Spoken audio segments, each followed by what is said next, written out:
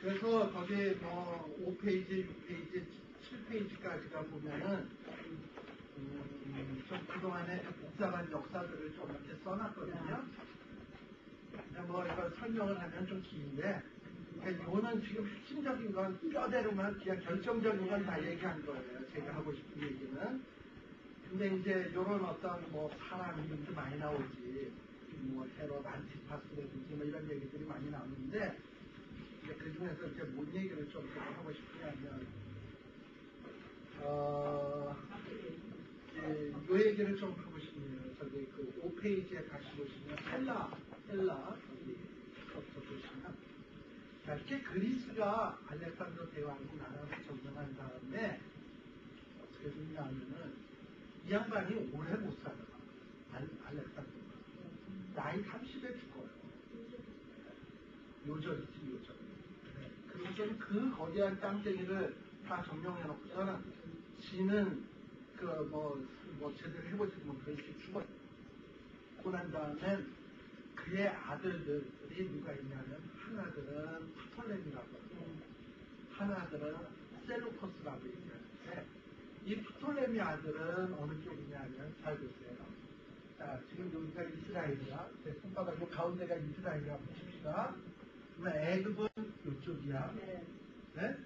그 다음에 애굽은 이쪽이고 이스라엘 이쪽이고, 그 다음에 저기 아시아 쪽은 이쪽이에요. 자, 요 팔레스틴을 중심으로 해서 자기 아들에게 이 서쪽, 이 애굽 있는 쪽, 이집트 있는 쪽을 프톨레미아라고 하는 아들한테 땅을 이제 구분을 한 거예요. 그 다음에 이 애굽을, 이 팔레스틴, 유다 나라를 중심으로 해서 이 동쪽 땅은 셀루코스라고 하는 아들에게 줬어요. 그러니까 요 중간은 이건 완전히 샌드위치. 한쪽은 셀루코스, 한쪽은 프톨레미. 근데 이 두 아들이 사이좋게 지는 게 아니라 서로 그 팔레스틴 요 땅을 누가 찾아야 돼. 이걸 누가 먹을까? 하고서는 그냥 서로 아웅다웅 했는데, 처음에 누가 드시냐 하면 프톨레미, 그 여인이 그 프톨레미 그 애굽이 낼로 먹어버렸어요. 그래서 프톨레미 지배하에 유다 나라가 오랫동안 지배를 받게 돼요. 근데 그러다가 또 한참 있다가 또 누가 또다시 힘이 커졌냐면 셀루코스가 힘이 커져가지고 팔레스틴을 또 넬로 또 잡아먹어요. 아무튼 여하한 프톨레미든 셀루코스든 유대 나라는 계속 힐라의 지배권 하에서 이리 시달리고 저리 시달리고 이랬어요. 근데 이 셀루코스가 이 애굽을, 이 팔레스틴을 딱 잡아먹은 다음에 이 프톨레미 이쪽을 완전히 눌러버렸을 거 아니야? 여기에다가 누구를 왕으로 세웠냐 하면 그 유명한 클레오파트라 아시나? 네. 클레오파트라를 왕으로 세웠어요. 이집트의 왕. 여왕. 근데 동전에 보면요, 우리는 클레오파트라가 굉장히 미미하는데 동전에 생겼는데. 그래? 동전에 잘못 새겨졌네.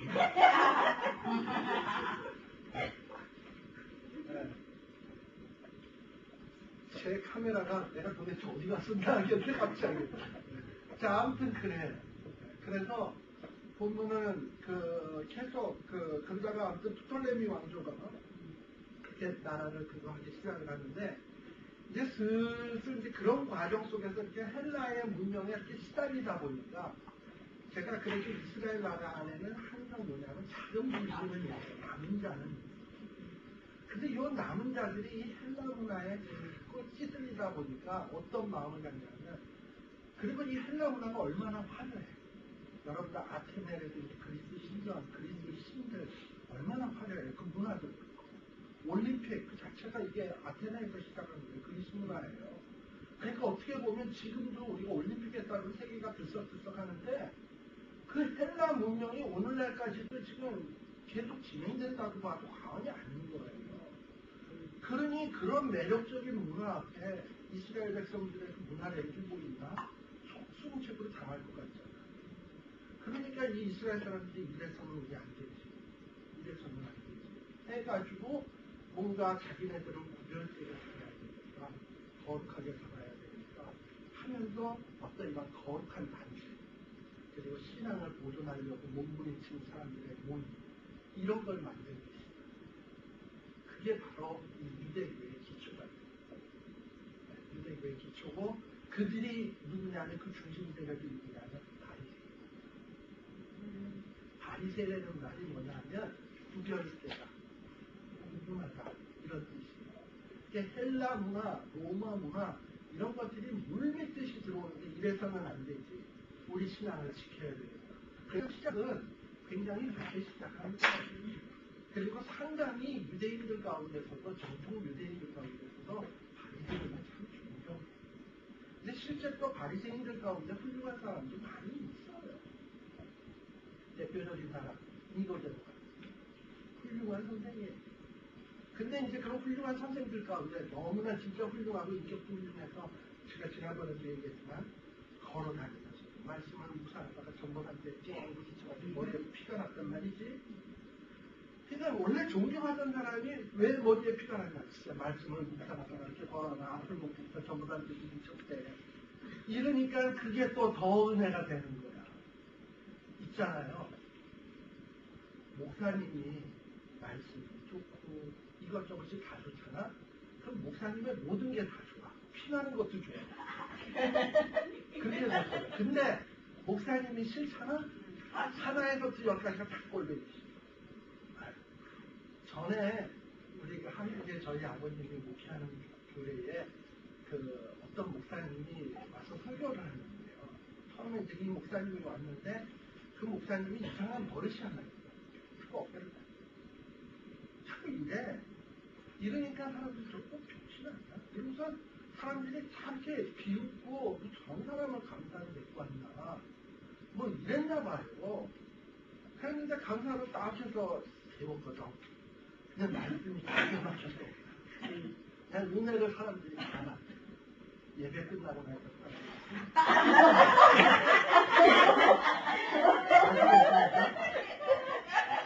사람이 그렇게 해야 돼. 그러니까 바리새인들이 왜 가서 이렇게 이마에다가 누가 바깥에 사람 이렇게 있으면은 집안에다 문집안에다 들이받고 바깥에 나가는 얘기 했잖아요, 내가.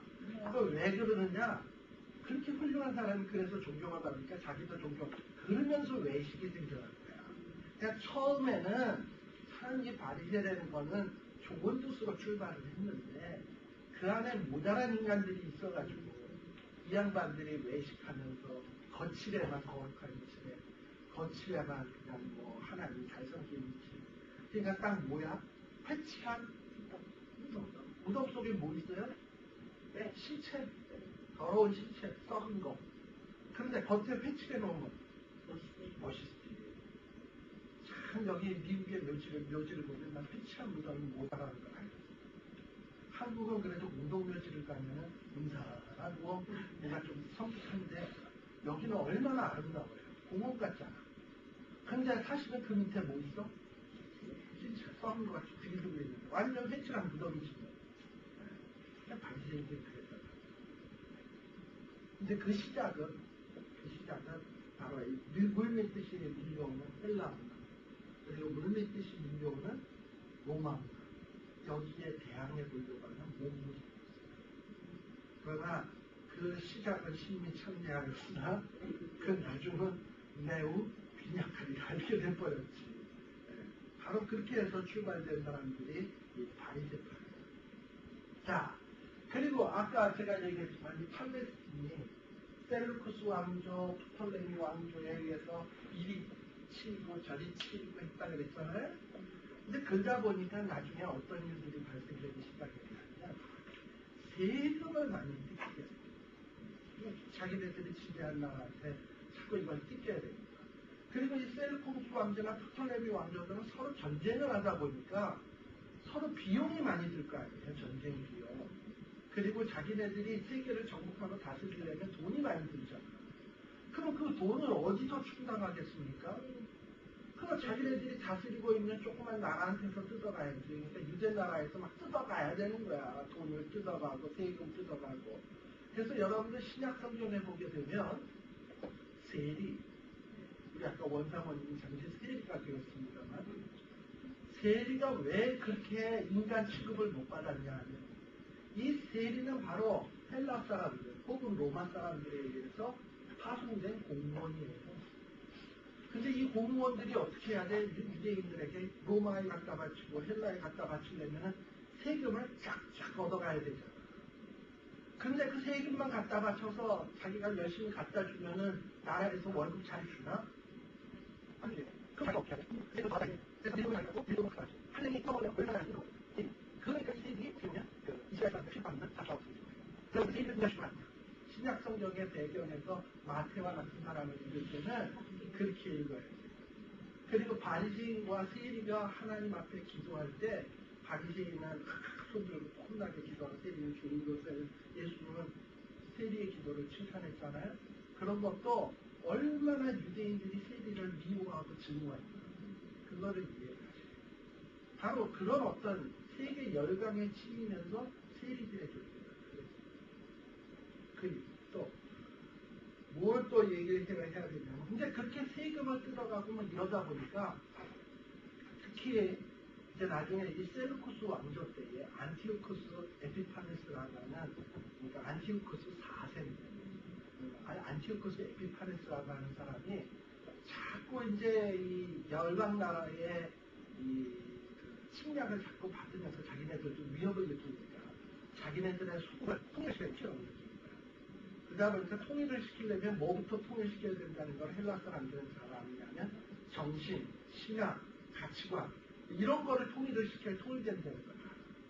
그래가지고 이스라엘 남쪽 유다 나라에 쳐들어와가지고 이스라엘 예루살렘 성전을 숫대 박수는 거예요.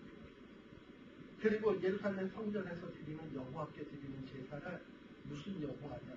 제사는 여호와께 제사 지내지 말고 제우스를 섬겨라, 나를 섬겨라 하면서 성전에서 여러분들 제사 지낼 때 뭐를 잡아드리죠? 소나 양을 잡아 돼지를 잡아가지고 돼지 피를 예루살렘 성전 안에서 범벅을 해요.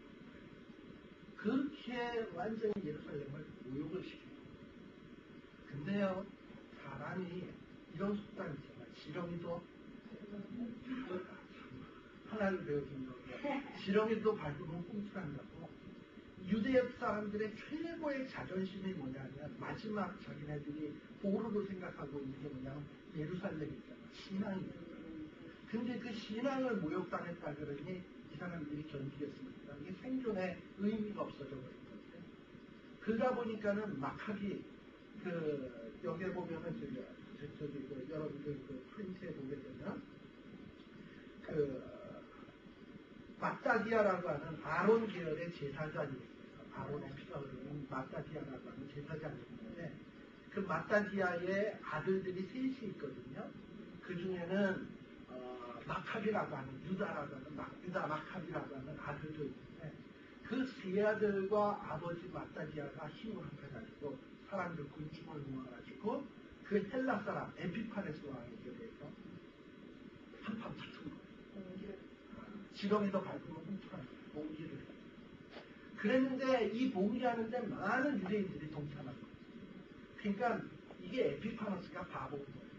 나라를 통일하려고 했던 것이 오히려 유대인들의 그 신앙심에 불을 붙이는 바람에 완전히 통일이 아니라 유다가 그래가지고 혁명을 일으켜가지고 헬라 사람들을 다 내쫓았네.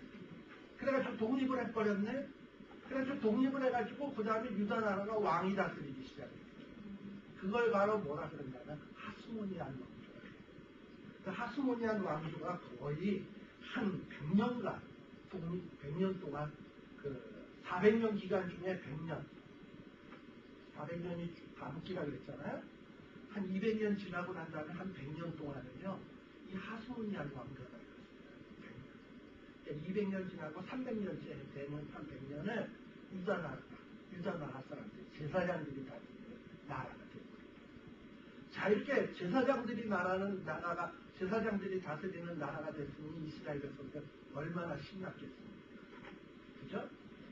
사실 그동안에 헬라에 의해서 이리 뜯기고 저리 뜯기고 하면서 얼마나 이스라엘이 만신창이가 되었습니까? 근데 하나님이 그렇게 만신창이가 되어 있는 자기 백성을 볼 수가 없는 거예요. 뭔가 회복할 수 있는 기회를 주신 거예요. 하스모니아 왕자를 주신 거예요. 그래서 100년 동안에 그 유대교가 갑자기 팍 들어오는 거예요. 이때가 당연하다는 거예요. 그래서 30번이 서로 이렇게 책으로 딱 묶여졌어요. 그런 거 어떻게 생각하세요? 두루마리 다 따로따로 여기 떨어져 있는 게 그렇죠? 그러니까 사실 어떻게 보면 잘 관리가 안 돼요.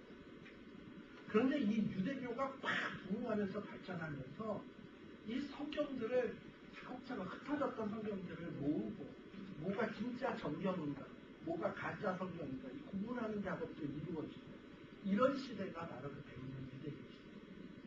그러니까 이 기간도 뭐냐면 하나님께서 예수님이 오시려면 예수님이 오실 거에 대해서 예언하고 있는 구약 성경을 정리해 줄 필요가 있어요. 네? 그 정리해 주는 기간을 위해서 누군가가 유대교가 부흥이 돼야 할 거 아니에요. 그러니까 하스모니아 왕가를 위해서 100년 동안 그 작업을 하셨어요. 그러니까 우리가 중요한 역사를 안 보면은 이게 그냥 역사가 아니에요. 하나님이 준비하신 역사입니다. 그리고 또 뿐만 아니라 이 하스모니안 왕가가 어느 정도로 발전했냐면 6페이지로 넘어갑니다. 6페이지로 넘어가면 이 하스모니안 왕가가 어느 정도로 발전이 되었냐면 6페이지에 그 테롯 왕조라고 되어 있는 그 첫 줄이 프린트가 잘못되었습니다. 하스모니안 왕조가 4대까지 이어진 후 로마가라고 했는데 로마가 아니라 하스모니안 이 왕조가 주어가 하스모니안 왕조예요. 하스모니안 왕조가 어디까지 점령을 했냐면 예루살렘 동남쪽 이두메 에돔 지역까지 점령을 했다 그랬어요. 자, 그럼 10페이지 지도를 또 희미한 지도 찾으셨어요? 자, 10페이지 그 지도의 밑으로 쭉 아래쪽에 제일 아래쪽에 보시면은 그 지도 거의 끝나는 그 바로 위에 보면 무슨 국경선 있죠? 사해바다 왼쪽에 그 바로 위에 보면 세 글자로 이두메 써져 있는 거 보이십니까? 네. 원사모님 찾으셨습니까? 네르샤바우에 이두메 찾았죠? 네. 이두메 거기가 이두메 그리고 그거보다 그 밑에 쪽이 에돔이에요. 에돔인데 바로 이쪽 지역까지 이 유대 나라가 점령을 해요. 이쪽 지역까지. 근데 거기는 너무 멀다 보니까 이 하스모니안 왕가가 다스릴 수가 없잖아요. 그러니까 누구를 보냐면 거기를 다스릴 자를 보낸 거예요. 그게 총독이죠. 그러니까 총독같이 이렇게 어떤 보낸 거예요. 그렇게 해서 보낸 사람이 누구냐면 그게 헤롯이에요. 이두메 사람 헤롯을 이두메 지역을 다스리는 어떤 왕처럼 세워놨어요.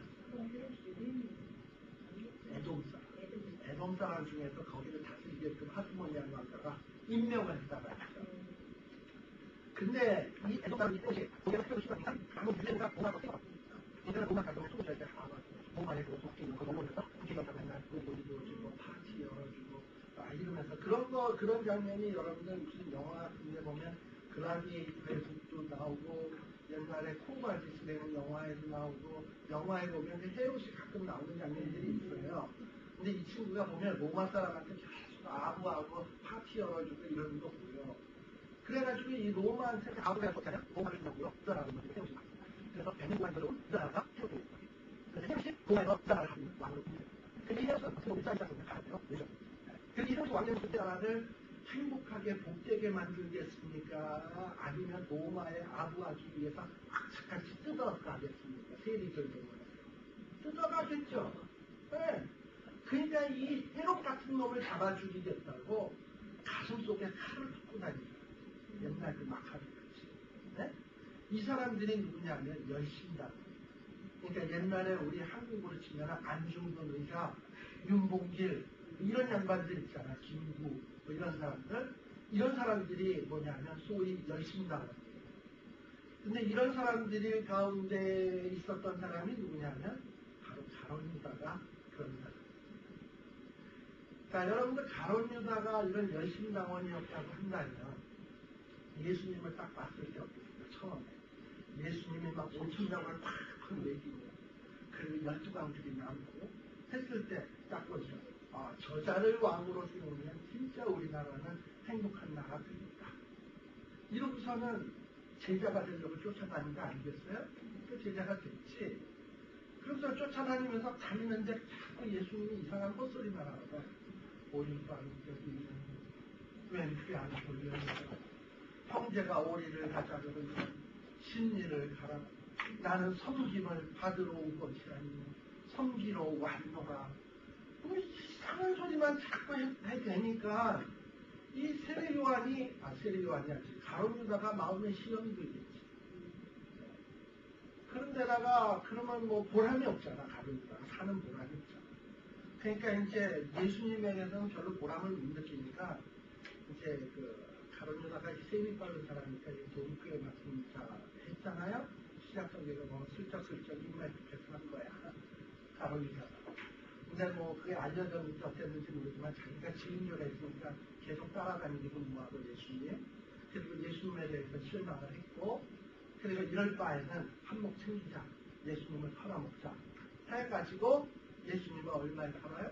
인정시켜요 그게 가룟유다 그러니까 이 가룟유다가 왜 예수님께 대해서 실망합니까?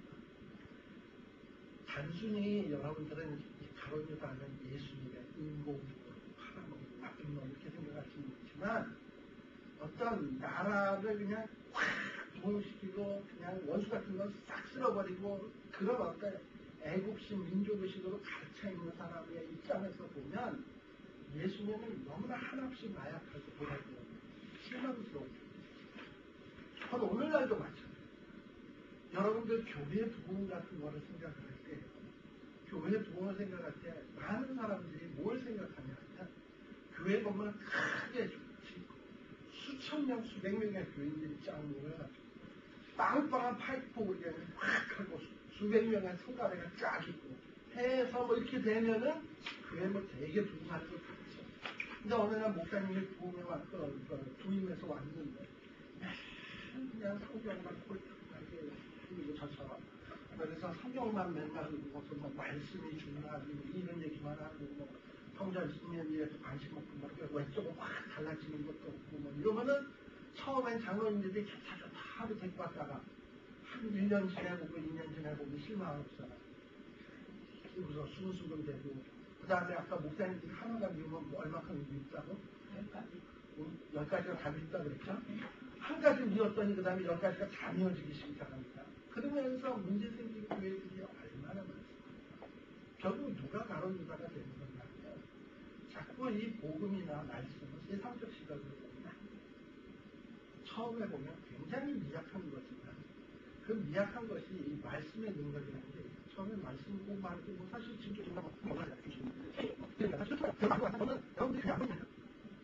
여러분들이 그냥 문제 때문에 그런 말씀을 하시죠. 근데 여러분들은 진짜 말씀에 의해서 달라지면 이거는 폭탄보다 더 위험해요. 사실 우리 성경에 보면 예수님의 제자들 지금 별에 하나도 못 받는 이유가 있어요. 예수님을 따라가는 거예요. 지금 많이 아까 참여요. 시행하세요. 어떻게 있어요? 그래서 예수님 따라가는 여섯 이유로 여섯 얼마나 그러니까 또 한 명에서 예수님을 따라가는 그 사람의 정말 힘들다 모든 거를 그게 저희가 다시 뭐 이해가 다 소식이 없는 거예요. 특히요 제가 그 화요일 날은 오렌지 카운티에 성경 공부를 몇 시간이요? 저녁 7시에요. 그러면 7시에 하면 제가 사는 데가 벨리거든요. 그리고 거기는 오렌지 카운티거든요. 그럼 제가 거기서 벨리에서 오렌지 카운티 가려면 몇 시에 떠나야 되냐면 4시 반이에요. 아시잖아요. 5번이 그 시간대 그 트래픽 있을 때 맥힐 때. 근데 이게 형편이 좋으면 잘 빠지면은 뭐 한 1시간 반 정도면 되는데 이게 길이 맥히겠다 그러면 2시간도 좋아요. 근데 그 2시간 가는 동안에 별일이 없으면 괜찮은데 갑자기 소변이 매렵거나 뭐 이상한 일이 발생이 되면 이거 도대체 내가 뭐 하는 거야. 근데 이게 여러분들 소리에서 길 막혔을 때 화장실 가고 싶을 때 아직 익스는 저긴데 가는 거는 마일이 2마일 3마일도 안 되게 이렇게 움직이고 있을 때 아셔요?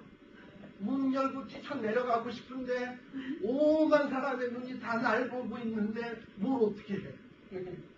그럴 때 마음속에 드는 생각은 뭐냐 하면 왜 이래야 되지? 이런 생각이 또 들어요. 또 어떨 때는 한 번더러 돈을 봐도 뭐 사례를 봐도 뭘 봐도 그냥 가는 건데 근데 그러다가도 아니지 그건 아니지. 이런 생각이 딱 들 때가 있어요. 근데 거기 오시는 분들도 굉장히 열심히 거든. 그러니까 난 가서 보면은, 그러고 갔다가 또 돌아오면, 그러니까 갈 때 2시간 가지? 근데 올 때는 좀 빨리 와요. 트래픽에서 1시간 10분. 그러나 이래저래 한테 보면 길바닥에다 버리는 시간만 3시간.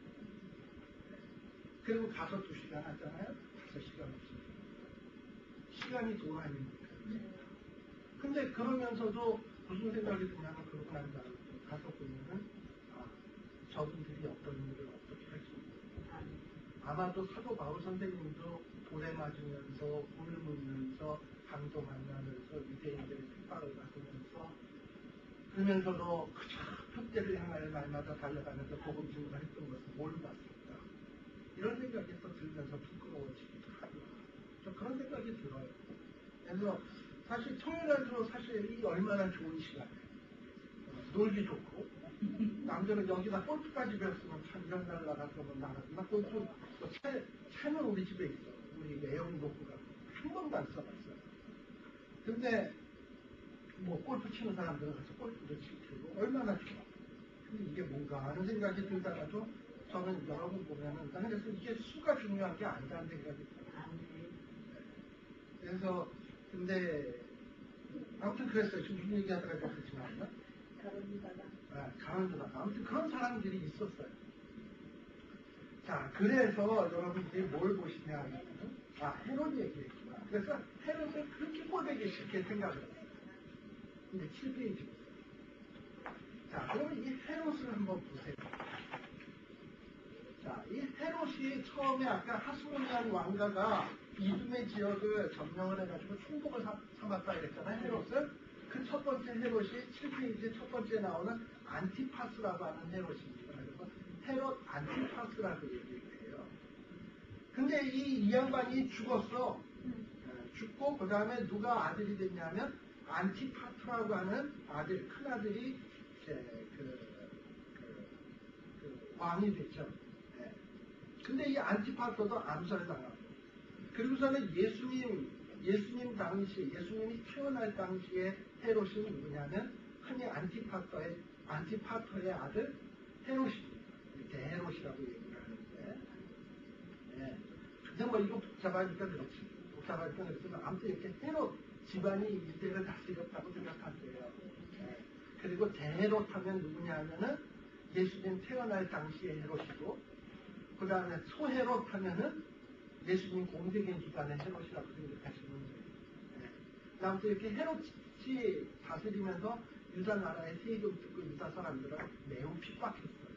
그러다 보니 열심당원들이 생겨났다라고 했고 그리고 또 어떤 부류들이 또 있냐면은 이렇게 헤롯이 핍박하고 이러니까 유대 사람들 그때 뭣도 아닌 게 애도 이방 녀석 중에 유다 사람들은 이래라 저래라 하냐 아유 이놈의 세상 말세다 말세 이꼴 저꼴 다 보기 전에 난 만사 때를 들고 산속에 들어갔었는데 기도를 하면서 살라는 거예요. 하고서는 자기 그냥 뭐 생업 다 버리고 생업 다 버리고 다 그냥 정리해가지고 어디로 나갔냐면 광야로 나가가지고 굴 속에 들어가가지고 그 안에서 맨날 기도만 하고 맨날 그냥 성경만 보고 먹는 건 뭘 먹냐 광야에도 메뚜기 잡아먹고 그 다음에 또는 석청 먹고 그리고 그냥 강에서 흐르는 물을 조금씩 떠먹고 이러고 살면서 무슨 마치 수도사 고행하는 이런 사람처럼 산 사람이 그런 사람이 누구냐면 SM파인데 바로 이런 사람 중에 대표적인 예가 세례입니다. 그러니까 이 나라의 그 꼴이 하수상할 때는 이렇게 애국지사도 나오지만 그 나라 꼴 보기 싫어서 산속으로 숨어버리는 도사 같은 사람도 생기는 하는 거야. 바로 이 예수님 오실 당시에 이렇게 바리새인들도 있었고 이렇게 또 열심당원들도 있었고 또 SM파라 그래서 숨어 사는 이런 사람들도 있었고 또 한 부류의 사람은 또 어떤 사람들이냐면 헤롯이 왕이라고 했잖아요. 그러니까 이 헤롯이 딱 볼 때 정통 아론 계열의 제사장을 유대의 제사장으로 임명하면 좋겠어요? 안 좋겠어요? 헤롯 입장에서 보면 안 좋죠. 꼭두각시 제사장이었어요. 예. 그래가지고 아론 계열의 제사장이 아닌 사독 계열의 후손인 이 제사장을 꼭두각시 제사장으로 세웁니다. 그러니까 정통 아론 계열의 제사장을 내쫓고 유대인의 제사장으로 사독 계열의 제사장을 세웁니다. 이게 언제서부터 생겨난 일이냐 하면 여러분들 그 솔로몬 왕이 있잖아. 솔로몬 왕이 참 훌륭한 왕이에요. 성전도 짓고 나라도 기관하게 하고 그런 왕인데 이 솔로몬은 좀 욕심이 많은 사람이야. 뭔가 다 자기가 다 자기의 손 안에 있어요. 그런데 자기 손 안에 좀 자기 입속의 혀처럼 마음대로 안 되는 존재가 누구냐면 선지자. 또 누구야? 제사장. 근데 선지자를 자기가 가르치기는 참 힘들고 그러다 보니 제사장이 있는데 그 당시에 제사장이 누구였냐면 아비아다라고 그 다음에 사독이라고 하는 두 명의 제사장이 있었거든요. 그래가지고 아비아다라고 사독이 있는데 정통 대제사장은 누구냐면 아비아다입니다. 근데 이 솔로몬의 마음대로 안 움직여지니까 솔로몬이 아비아다를 내쫓고 사독이라고 하는 사람은 제사장으로 세운 거예요. 그러니까 이 사독은 어떤 제사장이냐면 어용 제사장이죠. 어용. 네. 바로 언제서부터 어용 제사장이었냐면 솔로몬 시대입니다. 그러면 이 사독이라고 하는 사람들은 왜 어용 제사장이 되었냐? 사실 대제사장 안 해보고 싶은 사람이 어디 있겠어? 해보고 싶지. 네. 그러니까 어떻게 하느냐면 솔로몬 왕한테 늘 아부하는 거예요. 아부해야 솔로몬이니까 아부하니까 자기 입에 혀처럼 노는 것 같으니까 얘 제사장 세워야 되겠다 해가지고 제사장 세운 거예요. 그러니 그런 똑같은 일이 누구 때도 벌어지냐면 헤롯 시대. 이 헤롯이 유대 나라를 다스리고 있을 때 정통 제사장들은 헤롯의 맛을 안 들으니까 이 헤롯이 꼴보기 싫은 거예요. 그런데 그 사독의 후손들 여전히 헤롯한테 아부를 하거든.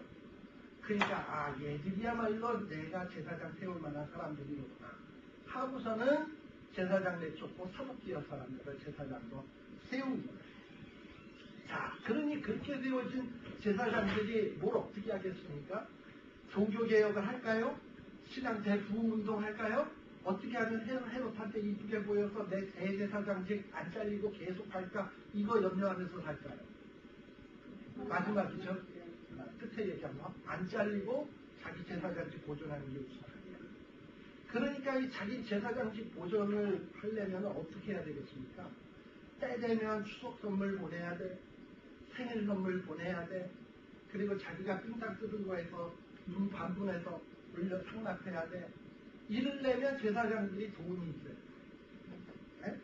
돈이 있어야 되니까 어떤 짓거리를 하느냐 하면 성전 안에서 장사. 무슨 장사? 재물장사. 재물장사를 어떻게 하냐? 예를 들면 어떤 이제 시골에 있는 양반이 자기가 제사를 지내야 되니까 소를 데리고 오잖아. 큰 옷을 골라가지고 소를 딱 데리고 와. 그러면 그 소가 흠이 있는지 없는지는 누가 검사해요? 제사장이에요. 어느 계열의 제사장? 사독 계열의 제사장. 딱 보는데 실제는 흠이 하나도 없어. 그러나 어떻게 보면서 불합격 해버리고. 그럼 이 사람 소 데리고 다시 집에 가야 돼. 딴 거를 바꿔와야 돼. 이거 또 갔다 와요? 그랬더니, 또 갔다 가려면 내가 가는데 사흘, 오는데 사흘인데 이거 어떡합니까?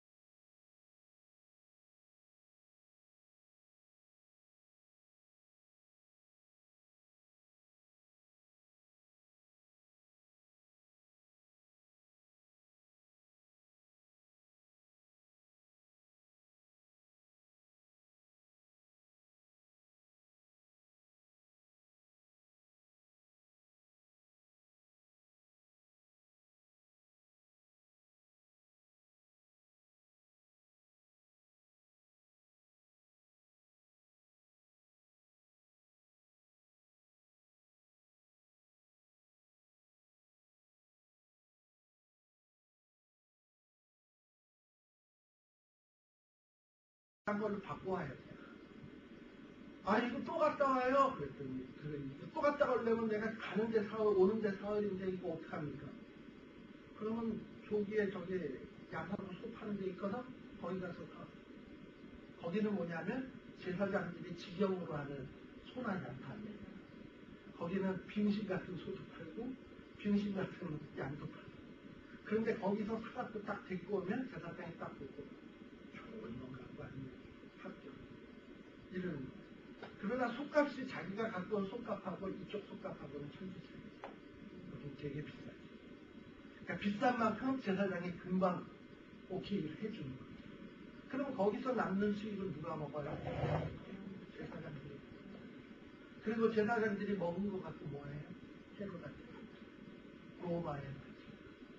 그니 제사장들이 되는 게 어떤 성직자로서 백성들의 신앙을 위해서 조금 존재하는 게 아니라 자기 성직을 보존하기 위해서 그런 거예요. 그리고 또 뭐 하냐? 돈 바꾸는 장사.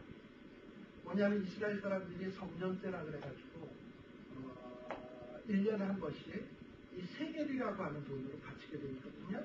근데 이 세겔은 이방인의 돈이 아니야. 유대인의 돈. 근데 그 당시에는 로마나 헬라가 판치고 있었던 때이기 때문에 모든 경제에도 이 헬라 돈, 로마 돈이 통하지 유대인의 돈은 별것도 아니에요. 그러니까 유대인의 돈으로 바치려면 환전을 해야 돼. 돈을 환전을 해야 되는데 이게 제값으로 환전해주면 얼마나 좋아. 성전 앞에서 환전할 때는 말도 안 되게 그냥 이 유대돈 가치를 만큼 뻥튀겨서 돈을 뜨는 거예요. 그러니 성전 앞에는 돈 바꾸는 사람, 그냥 소나 양 파는 사람 항상 바글바글하고 이랬어요. 근데 그게 그렇게 되다 보면 사람들이 소나 양 끌고 올까요? 귀찮아서. 어차피 갖고 가봐야 수밖에 없는데 거기서 사는 게 낫지. 좀 비싸도 고생 안 하고. 그러니까 사람들이 이제 거기는 문전성시를 줘. 그러니 예수님이 짠짠하고 공생애 처음에 딱 시작했을 때 어디부터 갔냐면 예루살렘부터 갔거든요. 성전 꼴을 보니까 꼴이 아니지. 어떻게 팔찌를 입고 부시는 일부터 시작한 게 예수님의 생애의 첫 출발입니다. 그런데 이런 어떤 뒷배경들을 쭉 이해를 하고 나면 어떤 예수님의 이야기가 이렇게 머릿속에 들어오는데 이런 얘기가 없이 하면은 제일 마지막 사건하고 첫 번째 사건밖에 예수님 사건은 생각이 안 나. 아, 예수님 했을 때 동방박사 왔고 목사도 왔고 그 다음에 하나 더 생각나면 12살 때 성전 올라가다가 엄마랑 잃어버렸어. 그 다음부터는 뭔 사건이 어떻게 됐는지 압니다. 그리고 마지막에 예수님이 어쨌든 돌아가시기 위해서 잡혔고 돌아가셨다. 중간에 있었던 사건들은 왜 일어났는지 모르지만 아무튼 성경에 있다. 이게 보통 사람들이 생각하는 예수님에 대한 사도공전의 이해. 그나마 이런 이해라도 있으면 다행입니다. 근데 이제 우리들이 좀 해야 될 것은 이 예수님의 생애에 일어나는 여러 사건들이 도대체 어떤 배경 속에서 일어나는 것인가. 이런 거를 마태, 마가, 누가, 요한은 서로 조금씩 다르게 이야기를 하고 있습니다. 그러면서 사복음서가 오늘 우리에게 의도하고 있는 것은 뭘까 하는 이런 내용들을 우리가 이제 복음서 시간에 공부해보고 그 다음에 또 사도행전 이렇게 해서 공부해 나가도록 하겠습니다. 기도하겠습니다. 사랑의 아버지 하나님 감사합니다. 저희들 정말 이렇게 또 신약의 말씀을 공부할 수 있도록 해주신 것 감사합니다. 하나님 아버지 이 신약은 제 전공도 아니지만 아버지 하나님께서 지혜를 주시고 충만함 주셔서 여기 있는 이들에게 정말 하나님의 뜻을 온전히 잘 가르칠 수 있도록 하여 주시고 또 배우는 저희들 하나님의 말씀을 잘 배워서 정말 하나님의 사람으로 변화되어지고 건강한 성도들이 되어서 이 시대에 교회를 살리는 귀한 일꾼